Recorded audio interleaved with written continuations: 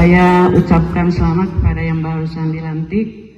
Yang saya hormati dan saya banggakan tokoh masyarakat, tokoh agama mungkin yang hadir, seluruh pengurus, dan lebih istimewa yang saya cintai seluruh majelis taklim yang dengan seragamnya luar biasa. Saya sebenarnya kaget juga disampaikan oleh Pak suami saya, katanya diundang oleh Ibu Sri, diundang untuk ceramah. Saya pun berpikir saya bukan penceramah di sini. Namun saya diibaratkan karena suami yang instruksikan untuk harus ngomong, suka atau tidak saya harus salut dan saya harus apresiasi dan saya siap. Untuk itu, karena sebenarnya saya biasanya hanya membina majelis taklim secara face to face, secara empat mata, tidak berada dalam panggung yang di luar daerah saya.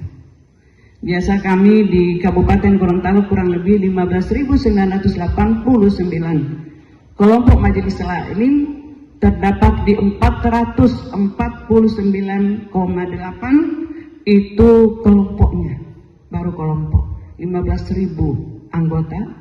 Ini yang selama ini kami roadshow di 19 kecamatan, sehingganya saya harus banyak belajar sehingga bawa Quran di hadapan ibu-ibu, karena setiap kali kami ketemu dengan majelis taklim yang kami harapkan adalah bagaimana ibu-ibu bisa mengkaji Al-Quran. Jangan hanya membaca lalu kita tidak pahami isinya. Alhamdulillah saya diundang oleh Bu Sri, terima kasih sebagai ketua PAC. Dan kenapa saya bawa Al-Quran? Karena saya takut salah, karena saya belum fasih tahfiz Quran. Dan inilah kebesaran daripada firman Allah yang didasari juga dengan sunnah. Kita benar-benar ibu-ibu sebagai majelis taklim, ini bukan fashionnya pakai hijab, namun semua dari seluruh tubuh kita hijabi. Dengan catatan kita semua harus memaknai daripada keseharian kita dengan program yang ada di majelis taklim. Saya saran ibu-ibu yang cantik kalau bisa ada wisata majelis taklim, wisata dakwah. Ini juga sangat membuka wawasan kita dan kita sharing dengan seluruh yang ada di lingkungan kita. Kalau perlu juga kami undang di Kabupaten Gorontalo, karena kami juga terlalu banyak di sana. Jadi insya Allah ini bisa berkolaborasi. Puji syukur, marilah kita sambut kehadirat Allah SWT atas limpahan rahmat dan hidayahnya pada sore hari ini. Jamaah Ramadan yang benar-benar kita semua hadir dengan sehat walafiat. Insya Allah hanya 3 yang perlu kami sampaikan di sini adalah terkait dengan kesabaran. Sabar itu adalah tingkat yang paling tertinggi daripada ridha. Sabar itu adalah sakitnya kita rasakan, kita menahan segala bentuk nafsu, baik secara fisik maupun non fisik. Namun digariskan oleh Allah Subhanahu wa Ta'ala dalam surat Al-Imran ayat 146. A'udzubillahi minasyaitonirrajim. Bismillahirrahmanirrahim. Allahu musibatul suri basirin. Allah menyukai orang-orang sabar, dan sabar itu berat sama sekali. Ketika kita menyukai dengan dan mendekati kesabaran, insya Allah ini jadi nikmat dan hikmah bagi kita semua. Sehingga sabar itu ada 3, sabar menghadapi musibah termasuk kematian, dan sabar juga adalah kebaikan kita menjaga, dan juga sabar dalam menahan diri dari maksiat. Maksiat itu bukan kategori perlakuan yang di luar dari kesadaran, namun maksiat daripada lidah kita pun itu yang sering salah kita ucap. Ini yang terbanyak adalah kita perempuan, karena penyakit daripada rohania kita ketika kita mengucapkan salah dan itu benar-benar terukir dalam pikiran, insya Allah ini jadi dosa. Sehingga kita mengukir dosa, jauhilah dosa itu dengan berbagai hal-hal yang mungkin kita tidak sadari.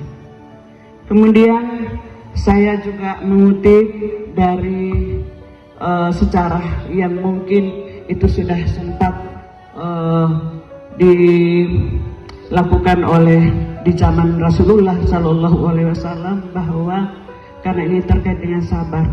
Rasulullah ketika itu lewat di salah satu kuburan, disitulah ada seorang perempuan yang menangisi kehilangan suaminya.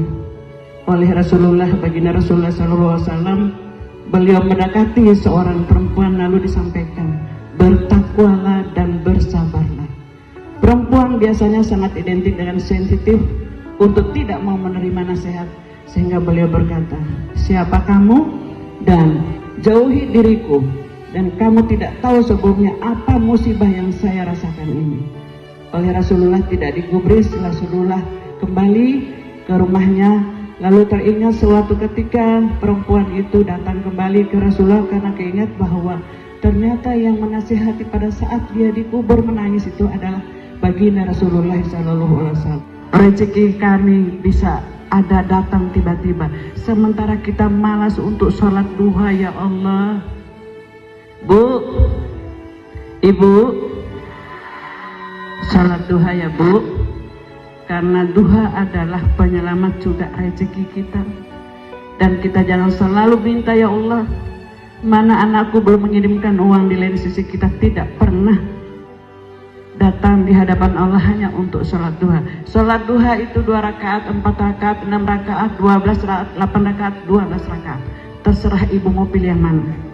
Tapi ketika ibu-ibu sudah membiasakan diri sholat duha, insya Allah 12 rakaat ibu-ibu bisa jalankan. Amin, insya Allah saya doakan. Terakhir, saya menyampaikan dari firman Allah, surat Al-Baqarah ayat 155, dengan arti Allah akan menguji kamu dengan sedikit ketakutan, kelaparan dan kekurangan harta, bahkan buah-buahan, dan sampaikan kamu kabar gembira kepada orang-orang sabar. Orang-orang sabar istimewa dia. Bahkan Allah pun sempat menyampiri surganya, lalu mendatangi seluruh penghuni surga. Allah berkata, hai penghuni surga, apakah Anda mau betah di sini dan engkau juga bisa menambahkan imanmu selama berada di surganya Allah? Apa kata penghuni surga? Ya Allah, kami sudah cukup dengan apa yang engkau berikan kepada kami. Bahkan orang lain pun tidak pernah merasakan surga, jangankan merasukan surga, mencium saja bau surga tidak pernah. Kami bersyukur ya Allah. Apalagi kata Allah, ya Allah, kalau demikian, saya akan tambahkan lagi ridhonya saya kepada kalian yang penghuni surga, dan saya akan tambahkan satu hadiah yang paling tinggi adalah pahala yang cukup bagi orang-orang sabar.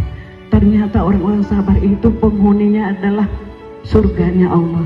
Luar biasa. Oleh karena itu saya terima kasih Ibu Sri. Mudah-mudahan dengan kesabaran beliau menghasilkan buah yang manis, dan hari ini beliau dilantik dengan seluruh pengurus dan pengurus yang barunya yang baru direorganisasi.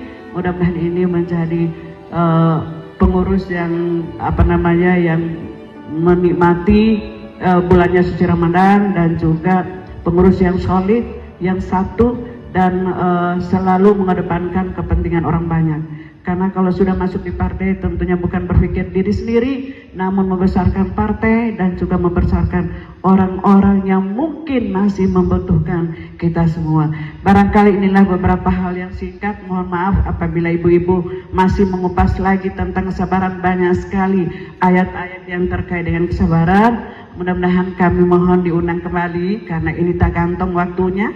Hanya 5 menit, 10 menit, karena suami saya kalau sudah melihat saya berulang kali, saya sudah tidak bisa ngomong lagi banyak, dan pasti saya harus merem diri. Barangkali demikian beberapa hal. Mudah-mudahan ibu-ibu tidak sampai di sini, dan saya doakan mudah-mudahan semuanya kita sampai mencapai fitrahnya daripada bulan suci Ramadan. Mohon maaf lahir batin. Billahi fisabilil haq wa tabiqul khairat. Wassalamualaikum warahmatullahi wabarakatuh.